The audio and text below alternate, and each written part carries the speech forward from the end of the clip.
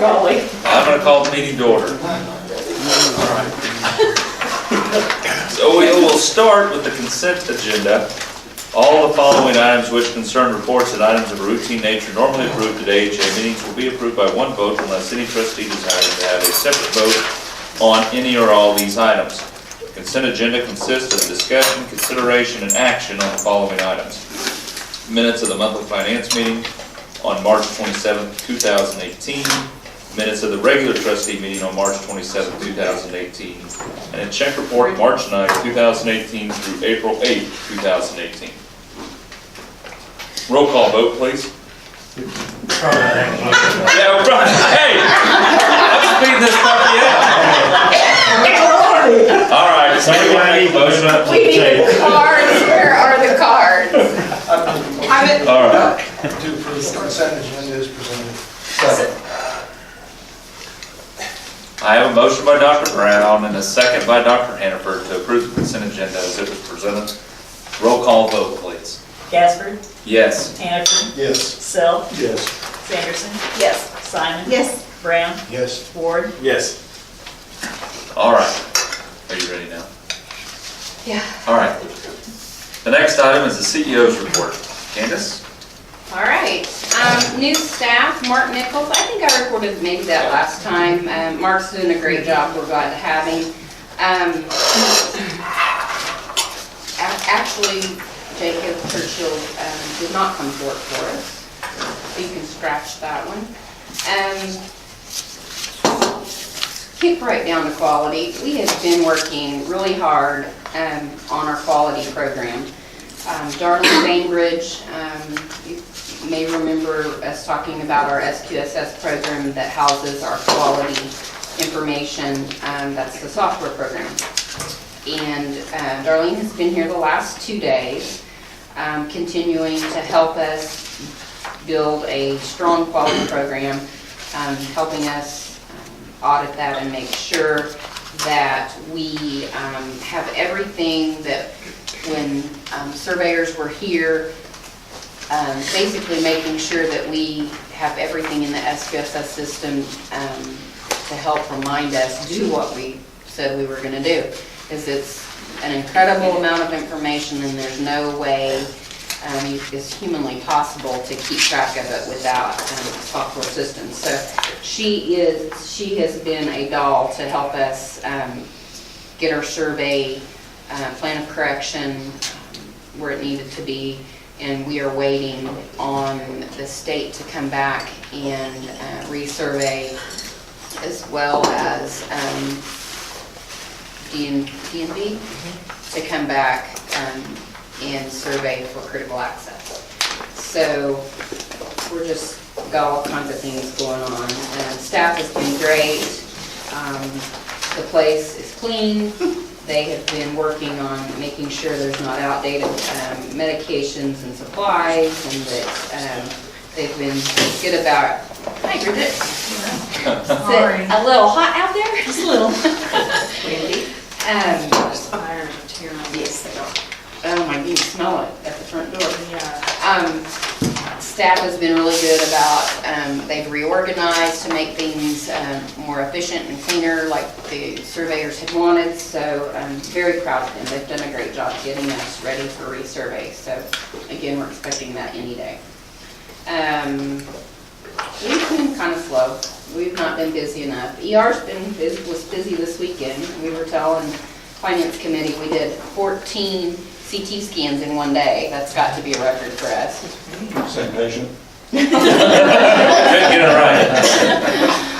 Thanks. They're well lit now. Anyway, let's see. Have I got anything else? I've got MASH camp coming up towards the end of May. Darlene, Christy Mormon was here yesterday and today, working with Darlene. Christy is coming back on board as our HR director. Yay. Really neat to have her back. Lots of familiar faces. She just kind of jumped right in and started in. So really glad to have her back. I can't think of anything else. You guys have any questions for me? Any questions for Candace? If not, Candace, thank you, and I would accept a motion. Move to approve and accept the Share Medical Center written report for April 17, 2018. A second. Have a motion by Dr. Hannaford, a second by Darlene Sanderson to accept the Share Medical Center written report for April 17, 2018. Roll call vote, please. Hannaford. Yes. Self. Yes. Sanderson. Yes. Simon. Yes. Brown. Yes. Ward. Yes. Bedford. Yes. All right. Next is the CFO's report. Kevin? For the month of March, we had total patient revenue of $1,832,344. It was a decrease from the prior month. Total patient days for March were 78 compared to 122 in February. Total clinic visits for March was 1,515 compared to 1,550 in February. But remember, February, even though it was a short month, we had a lot of flu and stuff, but that kind of backed off last month. But the clinic visits still stayed pretty up there to where they need to be. Hospital contractuals, less bad debt, and charity care for March were 64.3% of gross patient revenue. That's probably one of the largest percentages of contractuals that we've had since we've been here. And when we go through the financial part of the next few pages, I'll explain why that was up so much. Accounts receivable written off to collection agencies for March totaled $171,582. Our net operating loss for March was $352,238. Hospital net loss after sales tax and everything was $285,153. If we turn over to page 2, the income statement, you can see that our revenue was down about $67,000 compared to the prior month. The biggest decrease, though, and what made up the biggest part of the contractual was, you notice that the inpatient revenue went from $401,000 down to $241,000. And the decrease in patient days makes a huge difference. Our contractual, our write-off for outpatient business is a lot higher for outpatients than inpatients. Normally for Medicare, we write off almost 76% for any outpatient charge that we do. Medicaid's over 80%. And when they're inpatients, you might only write off 40 to 45%. So when you start mixing all that up and the different types of patients and stuff, that's the reason we've seen such a huge increase in the contractual write-off. So that $1.8 million that we posted last month, we expect to collect $529,353. Our operating expenses, the salaries was up due to several factors. It looks like it's up quite a bit. Remember that February was a short month, so there were some extra days we had to make up there. We had some payments that we needed to make for staff to come here, as far as to move them here and stuff for that, as well as catch up with some employees that had terminated, that had booked a lot of vacation time, and so it's a one-time expense. It's out of our books, but we had to pay it out and stuff as well. So that's the reason you've seen that in there. Probably what we're going to see payroll end up is about $380,000 to $390,000. The area that you're going to see probably the biggest decrease in, and also we also had to cover more emergency room days by our physicians. Because if we look down at the professional fees, if you look in December, we were at $106,000 in professional fees. In March, we're down to $17,943, and that is now because we have enough practitioners to cover our emergency room and stuff, and that makes a huge difference to us. So we've seen some changes there. Otherwise, expenses were pretty much the same as far as what we would expect for the month. Like I said, we ended up losing $352,238 before sales tax and $285,153 afterwards. If you flip over to page 4, you can see the 2 years side to side. This year we're at a $1.4 million loss after sales tax compared to $781,130 in the prior year. Page 5 is our statement of cash flow. You can see that in the March we had $87,974. We did see a little bit of an increase, but the reason for that increase is that we did slow pay a few more of our bills. As we noticed, our accounts payable did go up some more from the prior month and stuff. We're getting closer, and I think on the critical access, so that's going to make a difference for us. like Candace said earlier, that's going to make a huge difference. Hopefully here in the next 2 or 3 months, that'll go through and we'll be in good shape moving forward as far as that goes and helping the cash position of the hospital. Pages 6 is the accounts receivable. It decreased. We did get collections and stuff in for that. Most of it's in the Medicare area. We did get the bills out and get paid for them as well. Also, just so you guys know, we have been underpaid by Medicare for our inpatients. We are a low volume hospital. We did get approval for that. Over the next 90 days, we've been underpaid since October 1st. So the next 90 days for all of our inpatients, we'll get an add-on for that, and that we'll see that coming up. So that will help also the cash position of the hospital as well, moving forward. Pages 8 and 9 is your balance sheet. And the next pages 10, 11, and 12 is your statistical summary. Like I said, the outpatient volume stayed really strong last month. It was the inpatient side that really seen a decrease. So we'll kind of look through there and see if there's any questions I can answer.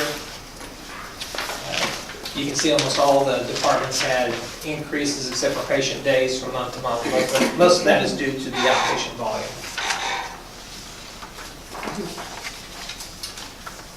Probably had a record month for mammographies. We had 45 mammographies last month, which is really good.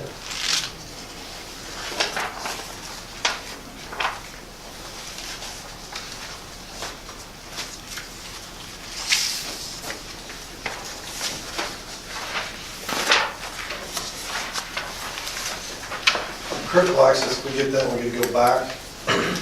How does that payment come to us? Is it still one large sum? Is it monthly? Is it? They'll switch us over to a cost-based system, and so we'll get started paying what they estimate that it costs us to provide the care, and so we'll start seeing that immediately. I don't know, it depends how long it takes, of whether they'll pay some lump sum to the cost report, or if we can go back and refile those claims to get paid back for that, so I don't know for sure.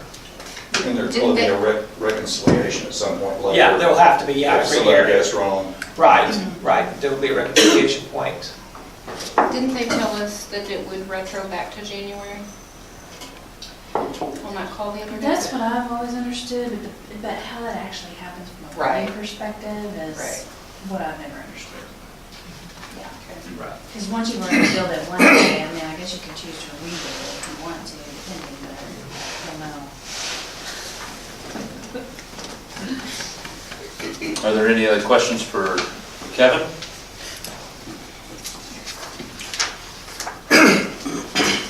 Not Kevin, thank you.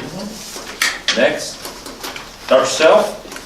Right. We met on the 11th. It was actually kind of a refreshing meeting. It was fairly informal, and we actually kind of brainstormed and talked about ways to improve patient care, which was kind of nice to do that. Dr. Kortner came. That was his second medical staff meeting to attend. Nice to have him there. One issue, I'll just tell you a few of the things we talked about. One was that when the ER providers see a patient, they have a urinary tract infection, they put them on an antibiotic. The culture doesn't come back for several days, so likely they're not going to be there to review that. And so we just put a safety net in place so that the day ER RN in charge would follow up on all cultures, look back, what were they put on, what did they grow out, make sure that they can be put on the appropriate antibiotic.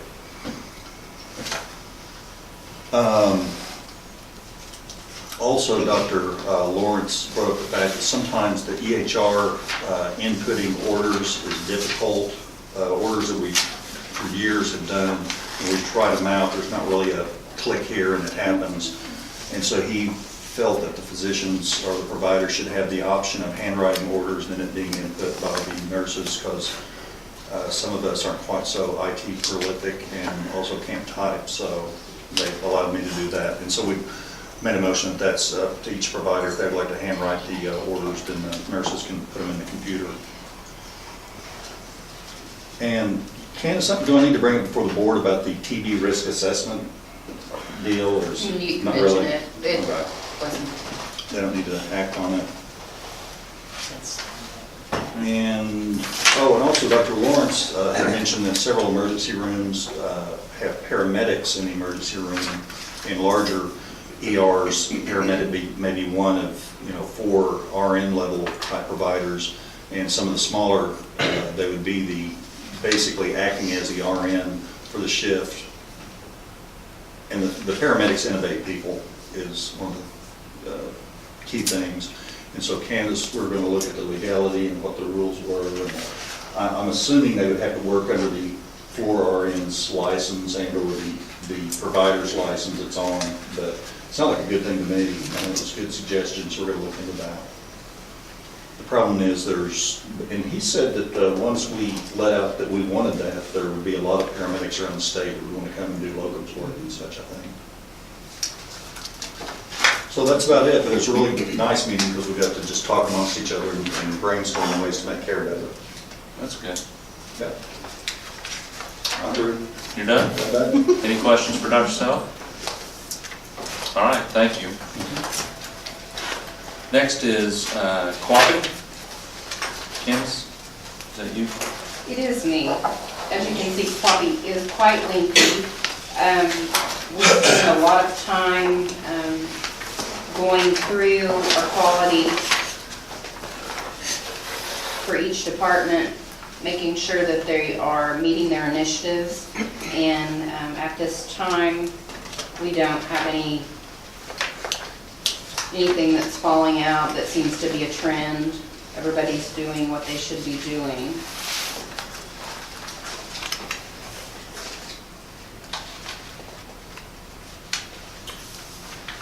I would be happy to answer any questions that you might have. Several pages long. That meeting is a 2 or 3 hour meeting. Yeah. I last for 1 hour. Yeah. No coffee Yeah, for note me. to self, no coffee. 1 hour, and then I'm just like, 3 hours and I'm out. gone. I'm not doing it. But this is where all the communication happens. I mean, the coffee meeting is where we make sure that we are on top of all of those things that state addresses in a survey. Patient safety, that we're giving safe care. I perceive that Ayla's like flopping up to here. She wouldn't last. Hour and a half. She'd be kicked off the coffee team. Coffee for me. Are there any questions for Candace in regards to Quappy? If not, we will move to improvement to patient care.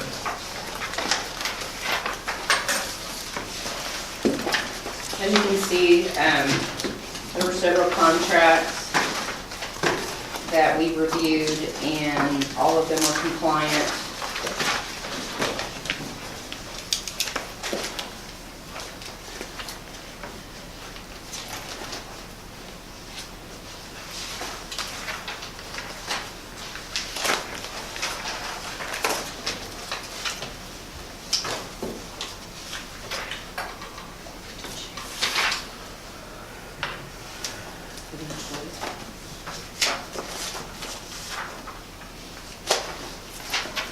Okay. Then we have the TV risk assessment that we need to approve. What do we need to talk about that? It's unchanged. There's no higher risk. The risk is unchanged as compared to last year. So we recommended that from the medical staff that be approved, and so that's a motion that we approve the reviewed TV assessment risk plan. Okay. Second. Have a motion by Dr. Self, a second by Dr. Hannaford to approve the TV risk assessment for 2018.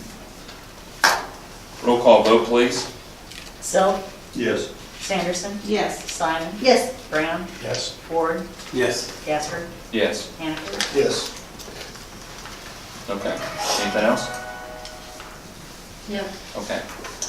Next item is the Share Convalescent Home Report. Rita?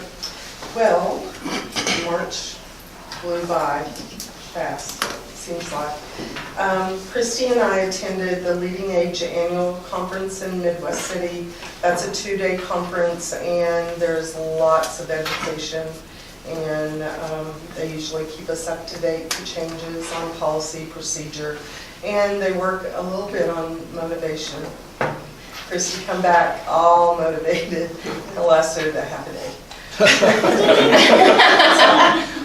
She was so excited, and she went through the building, and then by noon, she was done. Not that she was tired of it, there was just things, but anyway, it keeps us focused. We still have to stay motivated. In-service was provided by Toby and Christy in how to communicate with the elderly, and the fire department gave their fire in-service. Basically, we're trying to do some really deep cleaning on our floor maintenance. Part of our issues with our floors, they're really porous. They need redone or replaced. But the staff has done an excellent job on trying to take care of those and make them look better. And they're also doing spring cleaning. I seen them cleaning windows yesterday and the day before. We've had a little bit of trouble with the electronic door. It either doesn't like the wind, or it's the sensor, or I really ordered a female door, and I think they sent me a male door. And I'm going to call them and talk to them about that. Sorry, guys. Just saying. It's very stubborn. And it hadn't listened to you. No, it does not, but I get a little rough, and it seems to me like I'm the only one that has to put it back on track. Anyway, it's okay. It's still really a nice door, and I don't know how we got by without any injuries, especially with the wind out the south, because there's, a lot of frail ladies and men that go in and out of that door, the old doors. So I'm still happy with it, even though I just got to train it better. Okay, our average daily census for March was 56, and that was virtually unchanged from February. Our skilled days increased to 167 from 118 in February. Staffing continues to be a challenge. However, we have seen some easing in the last 2 weeks. And we've definitely seen easing of using an agency for licensed staff. I don't know what the difference is, it's just working out better. We have hired several CNAs. Our list is listed below in the report. We've hired dietary staff.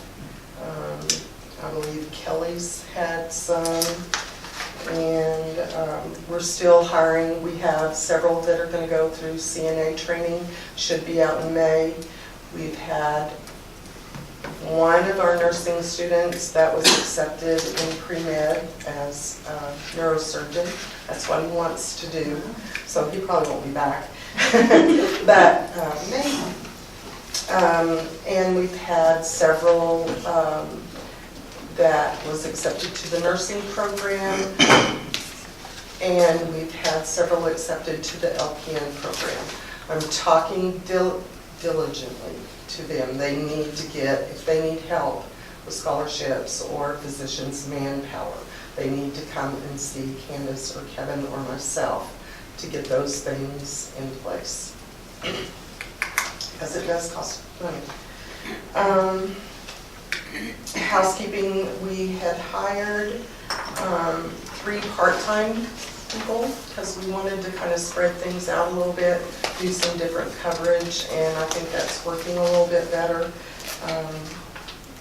And I have to say, Toby has done an excellent job organizing and filling the position of HR at the nursing home. I can't say how much I appreciate that because I would have been totally lost, but she's done a really good job, and we're anticipating Christy. So we have policies and procedures. Again, we're going through. Leading Age does a wonderful job providing us with guidelines and almost honestly do those for us. We just have to change them up a little bit.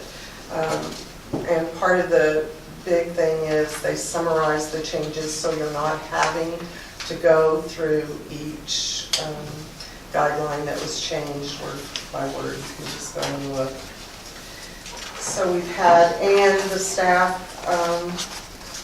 I can't tell you how important they are and their work and commitment to taking care of the elderly. They work hard, they go to school, they take care of their family. Y'all know the hospital's same way, that it's very important to the elderly families that they can trust us to take care of their person. This page. The operating cash balance for March was $39,106. This represents 3.9 days of operating expense.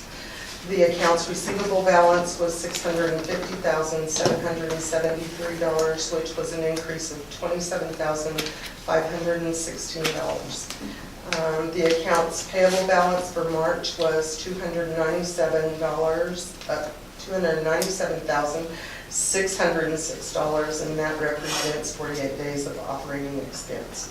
The gross patient revenue per month totaled $347,224, which was an increase or decrease of 26,369 leaving costs. Total patient days for March were 1,784 compared to 1,598. Our contractuals less bad debts were 3.4 of gross patient revenue. Operating expenses, excluding salaries, benefits, and depreciation for March, totaled $146,859, an increase of $8,830. Compared to the prior month, the salaries and wages for March totaled $135,816, which was an increase of $2,449 compared to the prior month. And the net operating income for March was $33,434, and the net income was $33,440. The staff, I've tried to point those things out, the little things they do to help helps all of us, and they're really good, sometimes too good about telling us ways we can make things better, but that's okay, we listen.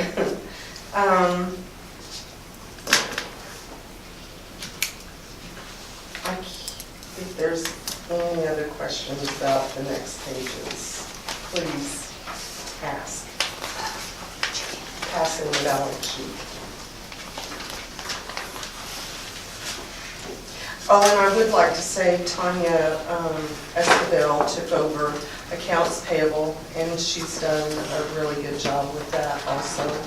And sometimes it's a little frustrating, especially at the beginning of the month. She has a lot of claims and billing, plus accounts payable, but she's young. I told her she'll get through it just fine. And she's doing an excellent job, and it's something new.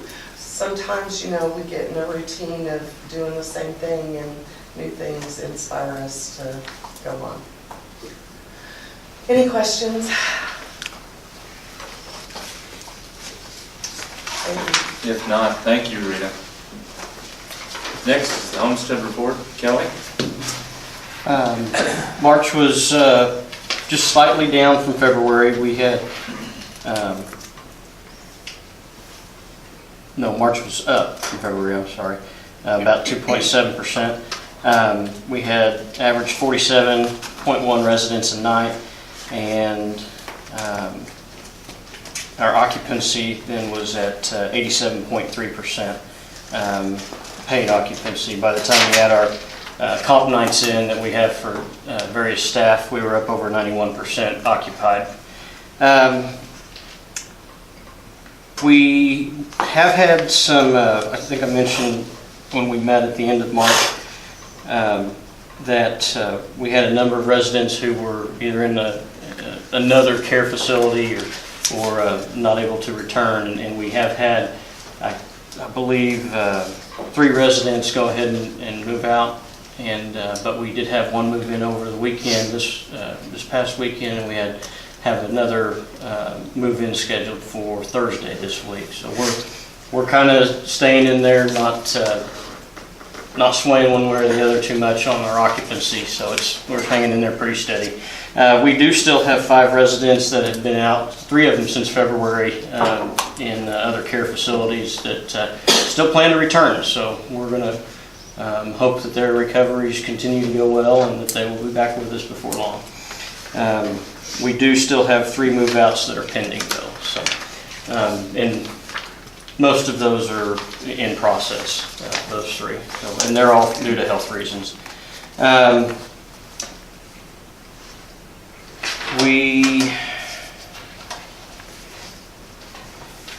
Like I said, on the unoccupied status, in March we had 9 of them that were on an unoccupied status. So 9 rental agreements, but they were somewhere else receiving care. As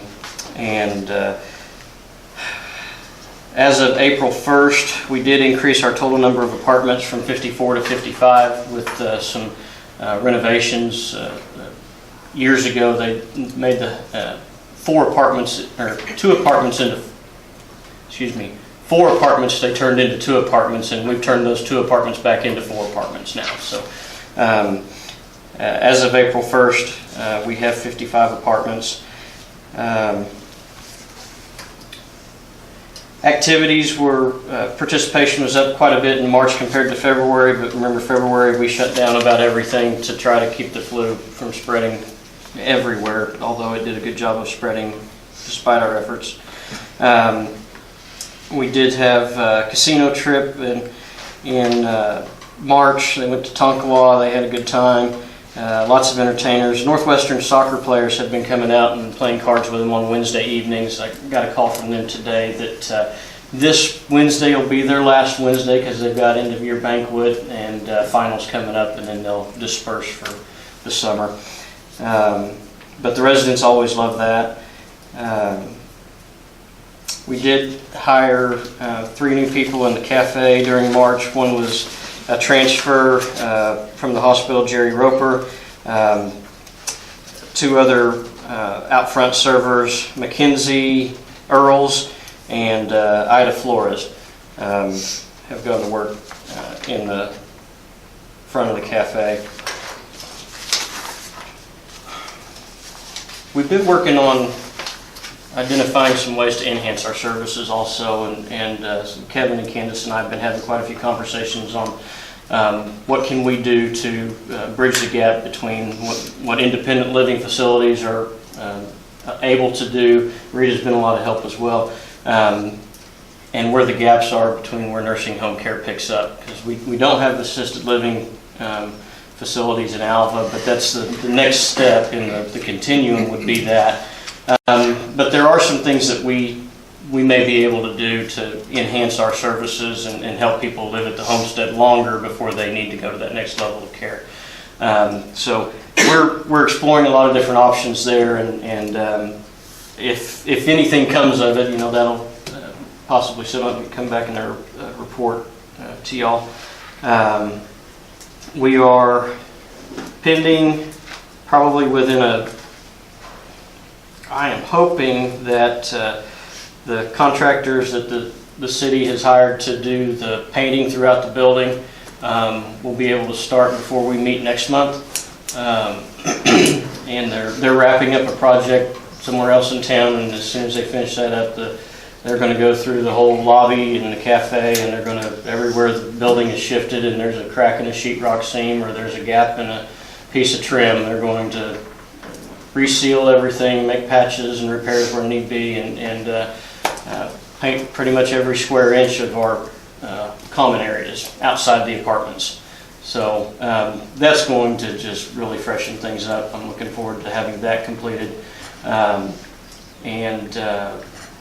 We're also should be, by the end of the fiscal year, having all of the hallways on the first floor refloored with the same type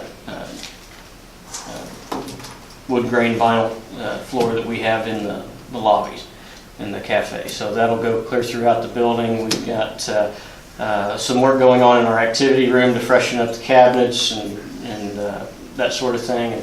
And so just a lot of different projects going on. We're really trying to get things in as close to like new shape as possible as we can by the time we have our 20th anniversary in August. So a lot of work going on, and not that's outside the apartments, but inside the apartments we've been doing a lot of work to rehabbing some stuff that's also original in the apartments that's been overdue. So, we do have an account that's the residents put their deposits into to fund those improvements. So, all of that is keeping us busy, and then trying to keep our residents, in their routines while we do what we're doing is sometimes a challenge. We had in our cafe, I think, I don't know how often I've mentioned it, but we provide a Meals on Wheels service out of our cafe. And so with that service, we provide meals to the Woods County Jail, as well as individuals in town who aren't able to prepare their own meals. And we provide a lunch and a supper Meals on Wheels. Our Meals on Wheels have grown quite a bit over the last 6-8 months, and we're probably pushing, we're over 450 meals a month with our non-incarcerated customers. But with the jail, we're serving over 1,000 meals a month to Woods County Jail. So a lot of food coming out of our kitchen. We'll be looking, and we've had, that's where our most significant supply costs are, coming out of the kitchen every month. So we did have an increase in our total number of meals from February to March. Part of that is there being 3 extra days, but part of that is because we've had more customers and taking meals. About a 15.3% increase in total meals. We did have a little over $15,000 in meal costs, and that's about a 28% increase, but that is disproportionate due to the number of trucks we had. So our cost per meal for the year continues to be right there within close to our budgeted number, and so I'll again say that Karen Campbell's doing a great job managing the food services, both at the homestead as well as the nursing home, and not only putting out quality products, but keeping the numbers in mind as she does so. And I didn't notice I put this in there, but it was almost a 20% increase in jail meals from one month to the next. People were hungry. Feeding them inmates. I don't know if that's good or bad. Well, I don't either. Snake hunt's not even in there. Snake hunt's not even in there. Financials are in your packet too. We had $84,000 in revenue, but I think that's our highest revenue month of the year. We did have a pretty high expense, really high expense month. We had some of our apartment refurbishment expenses all come in March that had been occurring maybe over a couple, 3 months. So some of that looks higher than what we really actually did in March. But for March, we had a net income of $13,471. Year to date, our total revenue is $575,434. That's about a $15,000 decrease from last year at the same time. And our expenses for the year are at $485,274, which is about a $41,000 increase over last year. So our net income is $90,160, or about $56,000 less than 2017. happy to answer any questions.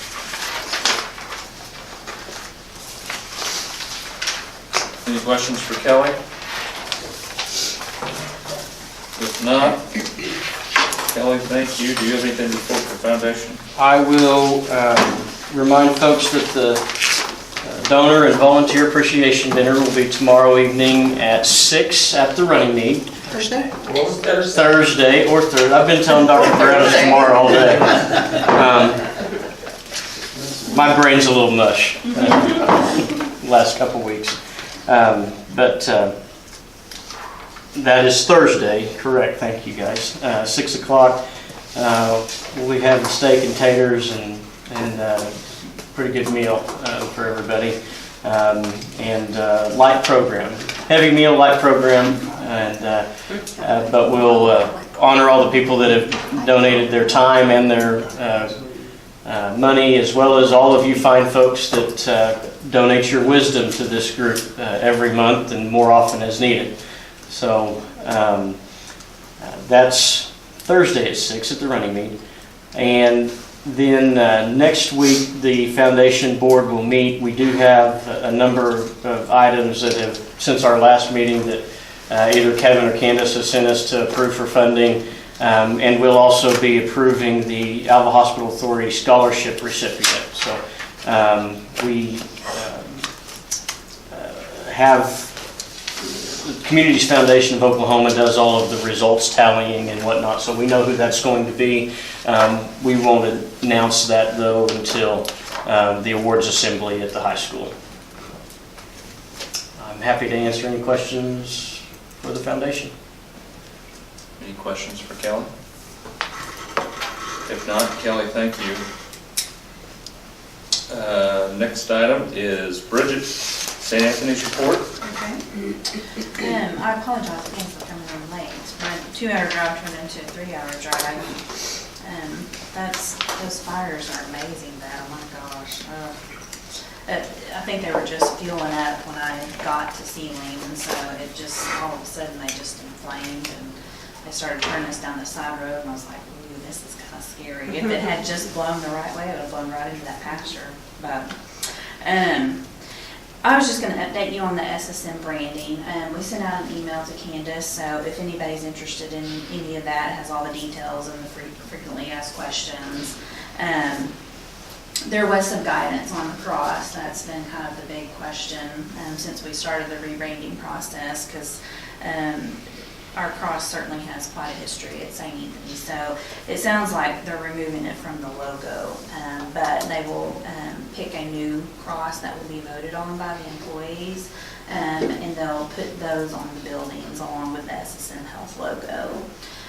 So that won't happen until August. They're going to slowly change all the names leading up to that point, and then there'll still be more changes as they lead up, because it's a big change, obviously, to change everything that has our name on it. So it'll be SSM Health, St. Anthony, Oklahoma City, and then Bowman Joy, Oklahoma City, St. Anthony Hospital, Shawnee. So it's just trying to get it more fluid, like the whole SSM is throughout Wisconsin and Illinois and St. Louis. So not unlike, Integris and Mercy have their name. We're hoping that eventually our collection will be SSM Health. So certainly if y'all are interested in that or any unveiling or anything, you're more than welcome to attend, and the invites and stuff are part of that email.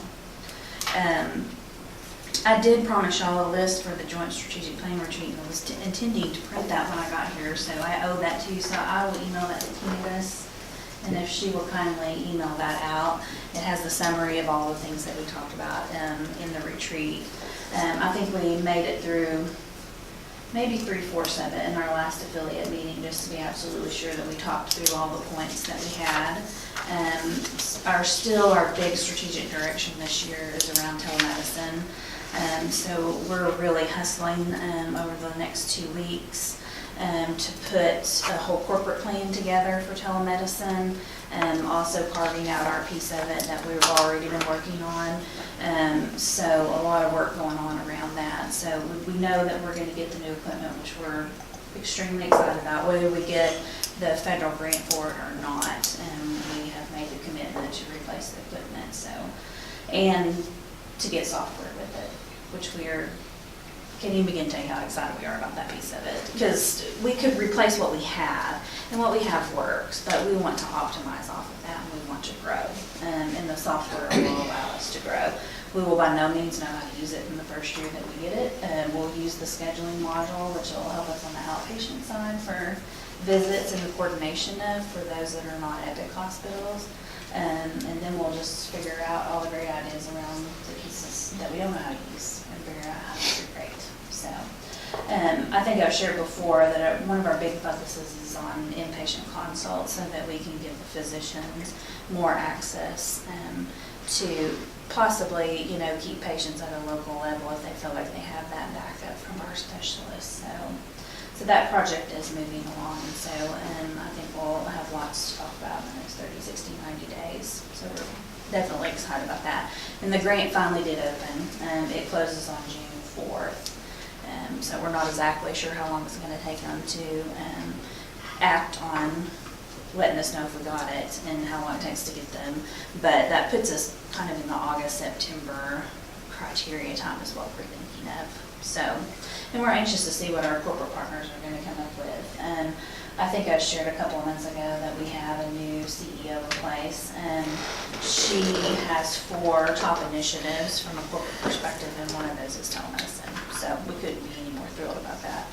So maybe there'll be some more opportunities that we're not even thinking about locally that we can do with that. So that's pretty much all I had, unless I missed something. My last 30 days have been a whirlwind. I feel like I was just here. You were. My weeks are going by really fast. I mean, really, really fast. Things are going well with bringing Weatherford up, but they are taking a few extra resources for the next couple of months to get that all up and going. I think we're making our way through it. So. Any questions for Bridget? Not, thank you, Bridget. Thank you. Next is City Council report. Bo? Just quickly, here in the CFO report, you can see that our sales taxes kind of took a little downturn in the second half of the fiscal year, so we've asked our city manager to kind of do an analysis and see if we can, target if it's restaurants, retail, what. We did accept a $25,000 grant from Shared Trust that's going to help us put electrical outlets at Hatfield Park, which will allow us to do some more activities down there. Chad Fisher was nominated to go on the Alva Recreation Board. Our water tower project is going well. We had a report that the Lieutenant Governor's turkey hunt, which many of you were involved in, went well. And the big thing, we negotiated and signed our city manager to a new 2-year contract. And that's my report. All right. Any questions for Bo? If not, I don't have anything else to report. There were no items of new business, so we are adjourned.